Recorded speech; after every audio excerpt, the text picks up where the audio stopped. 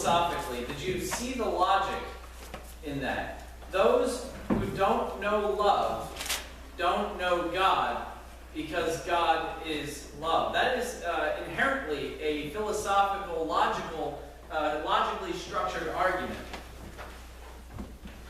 Those who don't know love don't know God, because God is love.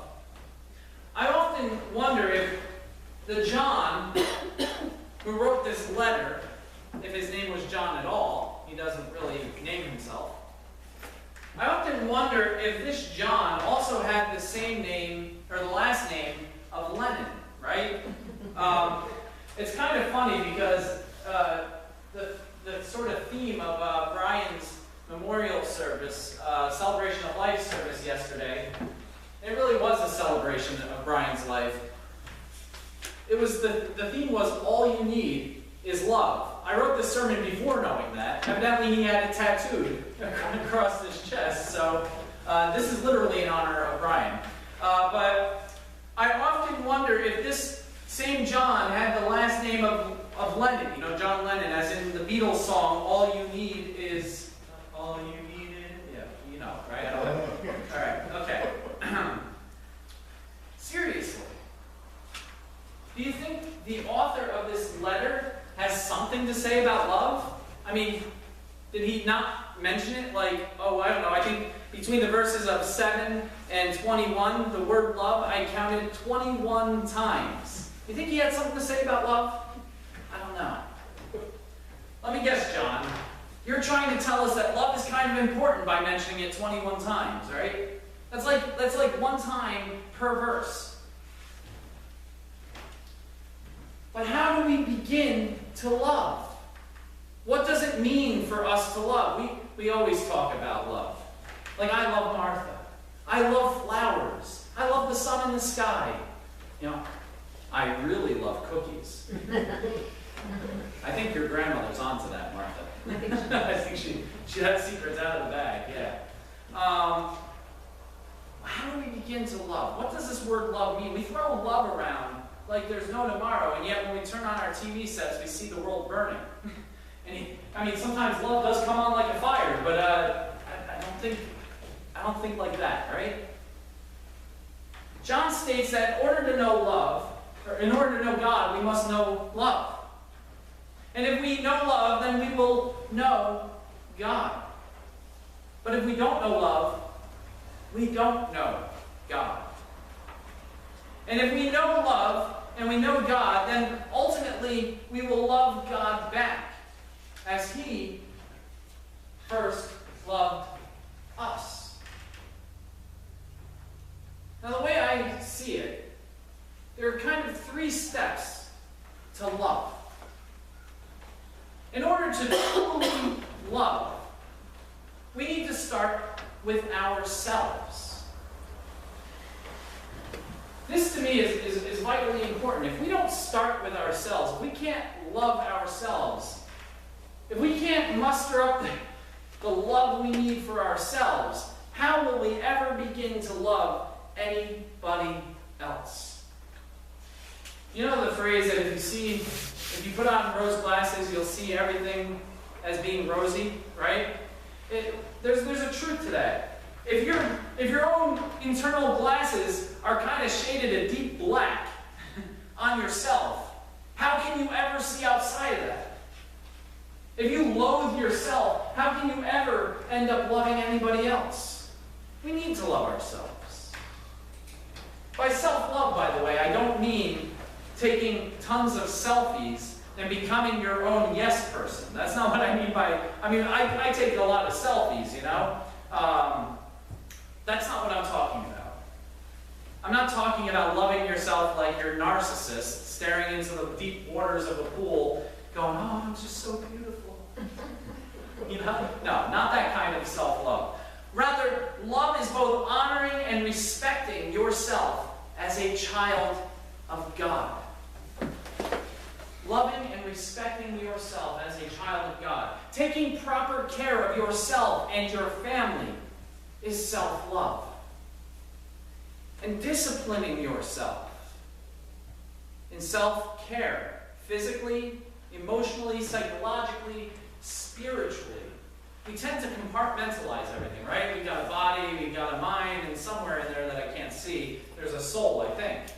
Some might argue there isn't in me, I don't know, but I see one in there, right? But the problem with compartmentalizing is that we're not compartments. We're a whole being. The problem is we tend to say, I'm gonna take care of myself, and I'm gonna go run 50 miles a day, and I'm gonna be, yeah, I know. I'm gonna run 50 miles a day, and I'm gonna be like Atlas, I'm gonna be awesome. I'm gonna take care of myself, I'm gonna eat healthy, I'm gonna do healthy things. But in the meantime, we don't have our emotions in check. We don't take care to feel how we are feeling or what we're thinking. We don't go to church or pray or do anything that builds us up spiritually. We don't help others because we're too busy worrying about our physical bodies to worry about anything beyond that. That kind of compartmentalizing is damaging because, quite honestly, we're not compartments. Everything is tied in together. Guess what? If a fuse goes, the lights go too. They're not working on their own, right? That's what I'm talking about. Now, it's very important to know that self-accountability is a part of self-care, holding yourself accountable to the things that you need to do to care for yourself and your family. Exercise. Hold yourself accountable to it. It's important. Eating well. Hold yourself accountable to it. Going and talking to a counselor or something to help you understand your personality and your emotions and your psychological makeup. That's important. No one begrudges somebody for going to a doctor when they've got the flu or going to the doctor to have a physical to make sure your body's working right. Why don't we go and get ourselves checked up, where it counts, in our heads as well? Doctors are there to help. Why wait till something explodes before we go to take care of it? Why not take care of it before it explodes so it doesn't explode? And spiritually speaking, why do we wait till a time of crisis before we start looking in the direction of God? We aren't just bodies, we aren't just minds, and we aren't just spirits. We're all of those, and we need to hold ourselves accountable to taking care of the whole. In order to truly love, we must also not just love ourselves, but love each other. Jesus in the Gospel of John, toward the end of the Last Supper said, I give you a new commandment. Love one another, just as I have loved you. So you need to love one another. Love of self, again, it's not the same thing as selfish love. God is not calling us to be self-centered, but to take the love we have for ourselves and to share it with all of the community of Christ, all of our brothers and sisters in Christ. All of you here today should be loving one another. That doesn't mean we always like one another, right? That doesn't mean that every day I'm skipping down the road going, oh, I love Katie, she's awesome, she never does anything to upset me. I'm just using you, Katie, because you're it's my job as a father to call out their children. There are times where I may not always like Katie, and I'm sure there are times where Katie may not always like me. Would that be fair to say, Katie? Yeah. Okay, see, I'll take it back, it's cool. But I love her. And there isn't a thing I wouldn't do for her, and I would hope to say that there isn't a thing she wouldn't do for me if it came down to it. That's what I'm talking about. We're not going to always skip down the road like it's yellow and leading to the land of Oz. Sometimes our lives are going to feel more like a twister than the yellow brick road. But we should always love one another and care for one another. If we cannot love our own community, our own church, our own brothers and sisters, how can we ever be capable of loving others beyond this community? we have no business attempting to model the love out there. You know what that's called when we attempt to model something we're not actually living by? Hypocrisy, right? Do you realize that 87% of the church feels that Christians are, or no, 87% of young people, according to Barna Group, 87% of young people say that they view the church as judgmental, Christians as judgmental. 85% of young people view the church as hypocrites. Why do you think that is? Right? Because we're all singing, all you need is love, right? And then we're burning people to the stake and we're telling people they're damned to hell, and we're, all they see when, Footloose is based on the premise that you can't have fun because you gotta thump the Bible, and if you don't thump the Bible, you're not a Christian. Are you kidding me? That's what people see when they see Christianity. And that really hurts, It hurts to thump the Bible, I'm telling you. I've got better things to do with my hands besides slamming a Bible into it. 85% of young people see the church as hypocritical. And then we wonder why young people don't come to church. Anybody want to hang around with hypocrites? No, I know we're not going to all admit that, right? But honestly, and we're all hypocrites if we admit it at some point in time or another. We don't try to be. Even people outside the church are hypocritical. They'll say one thing and do the other. But the church models something, or tries to model something, that it fails to model. And so people see it that way. And I would also say that many pastors have done a disservice within the church.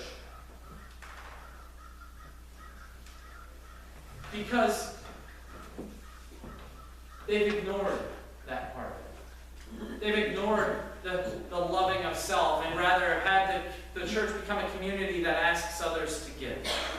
And they paint the church in one way, and then when people walk into the church, it's another way.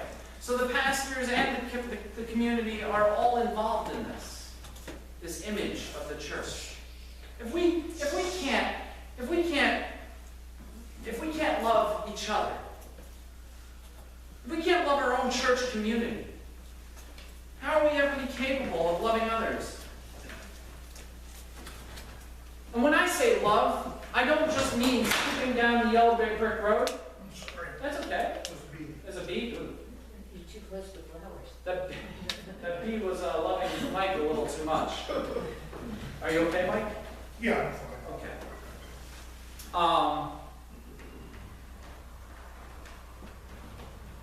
When I say love, I mean caring for one another. Right now, we have several people who aren't able to join us on a Sunday morning because they're not able to get here because of old age, not being able to drive. People like Flo Chammings, who I know is somebody beloved of this church. Somebody who came here Sunday after Sunday after Sunday, who lives now in West Milford and has no church community to call her own. Granted, there's a chapel service that she's a part of. Who would love to hear from us and see us from time to time. There are people out in the community who, out in our community, who aren't able to be here, such as Yvonne, and such as Helen Lorenzo. That we could be doing a better job making feel like they're still a part of this community, even if they can't physically be here on a Sunday morning. Now, I'm not saying we don't visit or don't think of them, but we could do better. And pastors are a part of this, because pastors often, take it upon themselves to do all the visiting rather than actually doing the hard work of getting other people to join in doing the visiting. Now, that's not to say that the pastor shouldn't be visiting. That's part of what a pastor does. But if we only view it's the pastor who will go visit, is this the pastor's church? Like, am I the church? I hope not. If I'm the church, we've got problems. All right? The pastor's role is not to entire congregation, like a shepherd does with his or her flock, toward being ministers, the ministry of all believers. That means just as the pastor should be serving and visiting and caring and loving the church community, so should every Christian within the church. This is how Jesus set the church up for us. Finally, to be truly loving, we need, as a church community, we should be loving all of God's creation. Not just ourselves, not just our own church community, but everyone.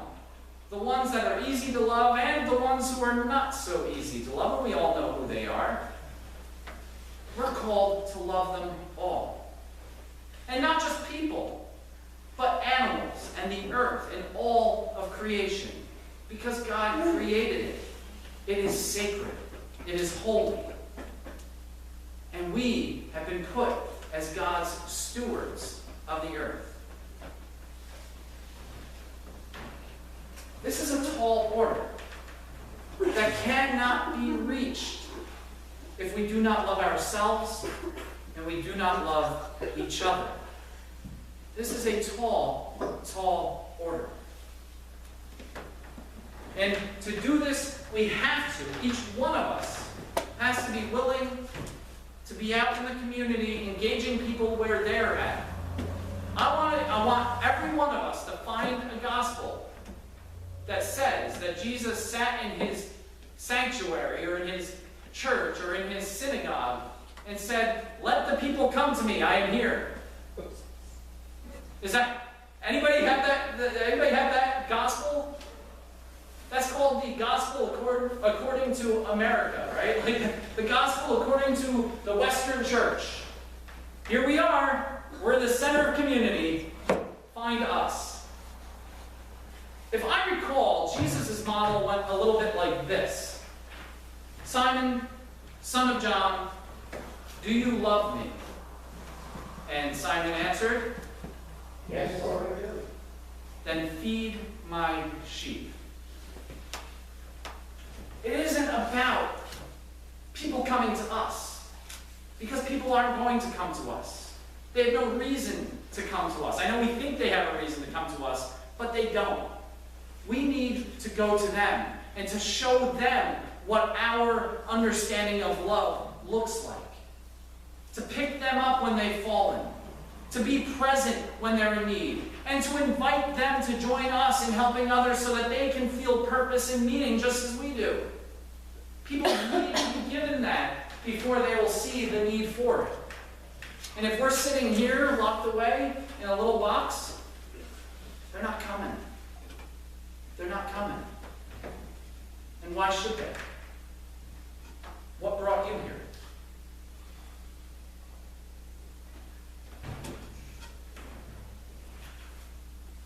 This, my friends, is the order of love.